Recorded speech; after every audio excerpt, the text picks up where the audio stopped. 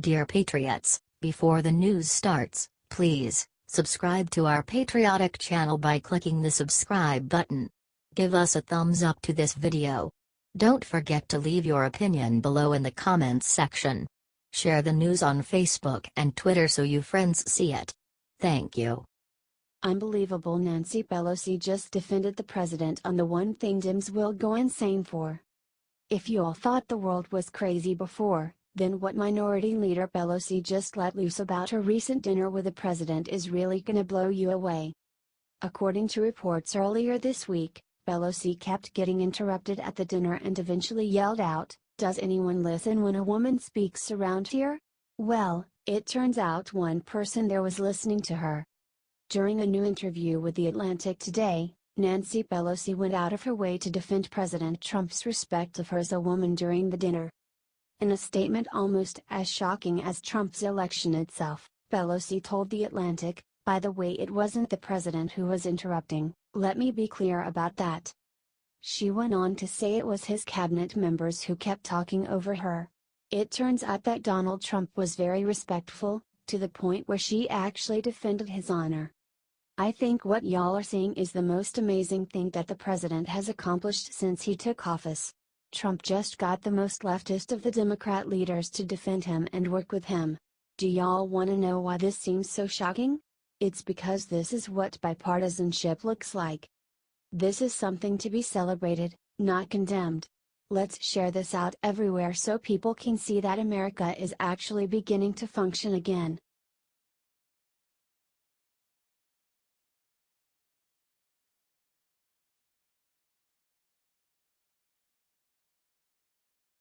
Huge when Trump just did the impossible for taxes in the Senate today. Leave it to President Donald J. Trump to manage to do in a matter of months what Republicans have been trying to accomplish for years. Earlier today, the president had a closed-doors meeting with the GOP senators. The meeting was pretty much entirely about fixing Obamacare and tax reform. Well, guess what? Trump did both. That's right. Right after the meeting ended, the Senate Budget Committee met up and passed the new tax reforms. Trump managed to swing both Ron Johnson and Bob Corker from no to yes during the lunch. Of course, the bill still needs to be voted on by all 100 senators, but this is still huge. As far as Obamacare goes, the president backed the Collins-Nelson bill, which will allow the government to reinsure insurance companies for high-risk individuals. He also put his unenthusiastic support behind the Alexander Murray bill to continue the main Obamacare payments to insurance. It's been a huge day for the president, but there is still a long way to go in the Senate before these bills pass. Let President Trump know what you think about his day so far in the comments. Also, on a side note to the Liberty Writers fans out there, both myself, Danny, and Paris have missed y'all and are glad to be back. God bless each and every one of you.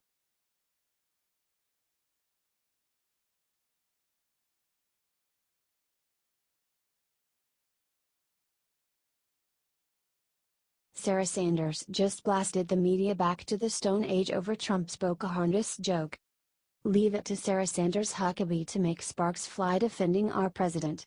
She did not let the media get off easy at all when they started saying Trump made a racial slur about Native Americans today. When the reporters tried to do their framing tricks by saying things like "Why did the president use a racial slur?" Sarah was ready for all-out war. She reminded them that Trump is holding a ceremony honoring Navajo code talkers during World War II and that's the whole reason he was there. Not only that, but Elizabeth Warren used her Native American claim to further her own political career. Of course, this whole hullabaloo started during the World War II vet ceremony today for the code talkers, when President Trump quipped, "I just want to thank you because you are very, very special people. You were here long before any of us were here. Although, we have a representative in Congress who has been here a long time, longer than you, they call her Pocahontas." There is no doubt that Elizabeth Warren used the whole American Indian claim to her advantage. Still, maybe the president chose a bad time to make an Elizabeth Warren Pocahontas joke. Look, nobody got hurt and there can still be no doubt the media looks to attack Trump for literally anything they can. Past that, Y'all get to decide how you feel about the whole thing. Comment what you think below.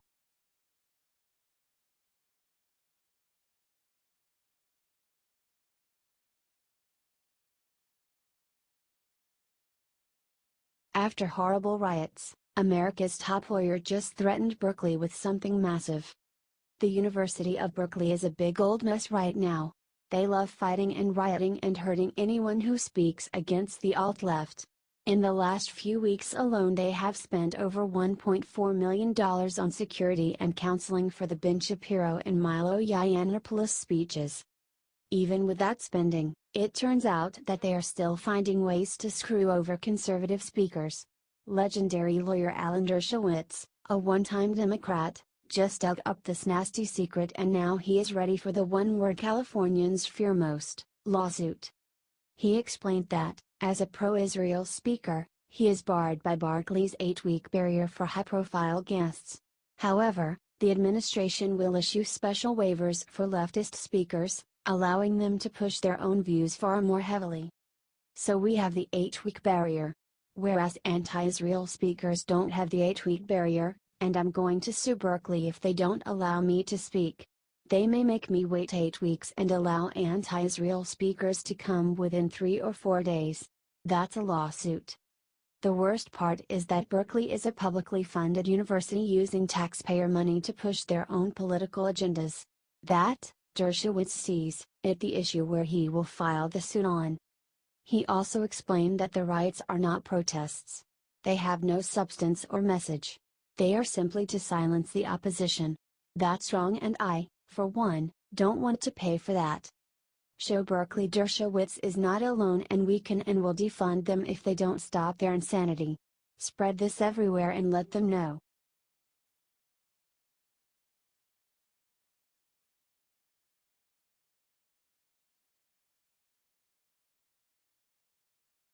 Pittsburgh Steelers just announced their unbelievable plans for the national anthem on Sunday. The Pittsburgh Steelers have one of, if not the, largest fan bases in the NFL. They're right up there with the Dallas Cowboys, Chicago Bears, and Green Bay Packers. Naturally, most fans were royally ticked off when the entire team refused to leave the locker room for the national anthem. Well, the entire team with the exception of one player. That would be offensive lineman Alejandro Villanueva, a Bronze Star winning West Point graduate. Oh, he's also a former Army Ranger. Today, another offensive lineman for the Steelers is making some big news.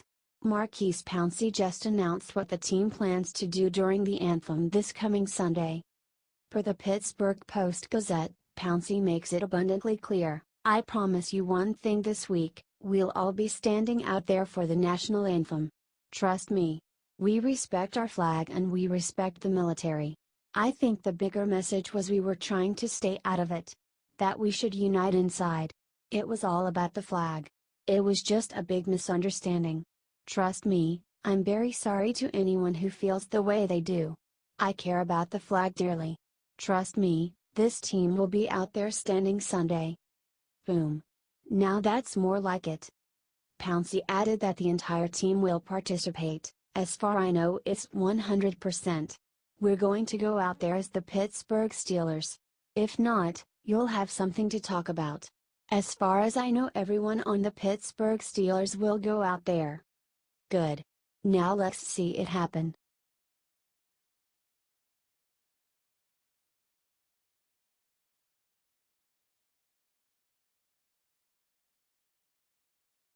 Great again. What Trump is set to ban has all conservatives cheering, libs are furious. Are you ready for this one, folks? It's a doozy.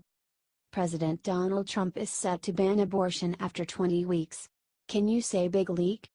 Here's the one small, tiny, infinitesimal catch. Both the House of Representatives and Senate actually have to do their jobs and pass the bill. Don't forget, Republicans own both, yes, both, houses of Congress. This should be a no-brainer. Right? Hopefully. The bill is sponsored by Arizona Republican Trent Franks. The House will vote on October 3rd. According to the Daily Wire, this legislation is a high priority for America's 45th president, as you'd expect it to be. Pro-life leader and Susan B. Anthony list President Marjorie Dan Enfelsser, who is confident the bill will make it to Trump's desk, said, "We want to be there for the woman, and we know we need a lot to protect the children." She added, "The other thing that is different this time is that the President of the United States, who I talked with last night at the White House about this, considers it a high priority. So this has become now a national conversation, not just a conversation that you have off on the sidelines."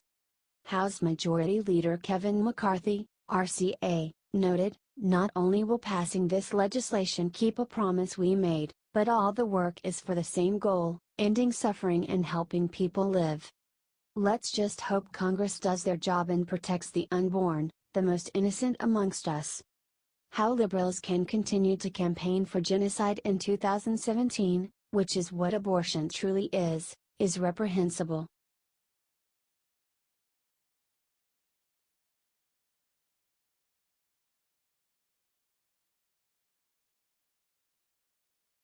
Just in Peyton Manning makes it official, announces his plans for Senate. Here's the big announcement all Republicans, especially in Tennessee, have been waiting for.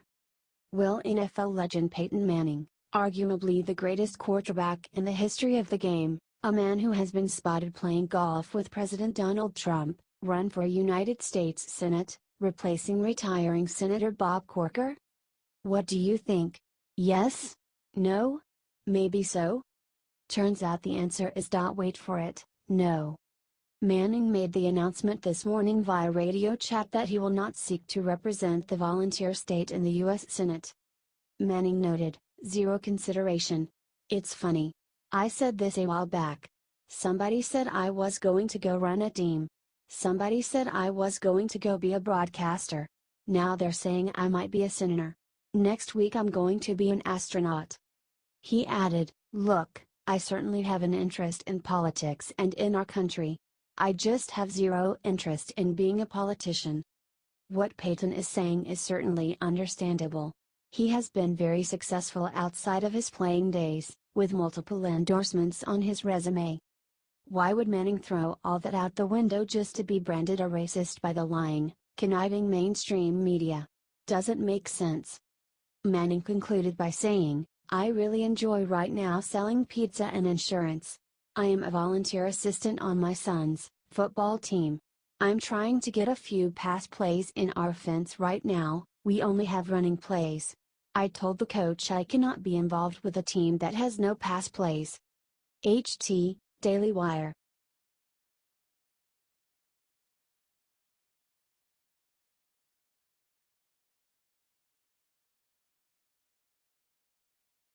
NFL players won't sleep tonight after hearing forward threat the president just dropped. President Trump took on the NFL and their owners in a video that was released on Thursday morning. The president told Pete Hegseth that NFL owners are afraid of their players. Trump told the Fox audience that the NFL cannot continue to disrespect this nation, the NFL cannot disrespect our country. They cannot disrespect our flag or our national anthem. "I think they're afraid of their players if you want to know the truth," Trump said. "That's the problem with the NFL. These owners are afraid to stand up to their players. They are afraid of being called racist by the mainstream media. They need to start counting their money right now. These NFL owners are going to need to see how much money they lose from the mismanagement of their teams." Share this if you think that if the NFL wants to remain the American sport that it is, it needs to respect this country. Plain and simple.